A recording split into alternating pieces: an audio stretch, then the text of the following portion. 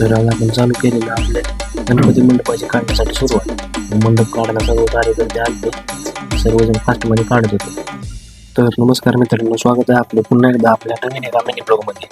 तर आज आपण सकाळी गेलेलो गल्लीत आपल्याला काढायचा होता मंडप. तेवढेच सर्व कार्यकर्त्यांनी मिळून काढायला सुरुवात केली मंडप. फास्टमध्ये मंडप वगैरे काढून घेतला.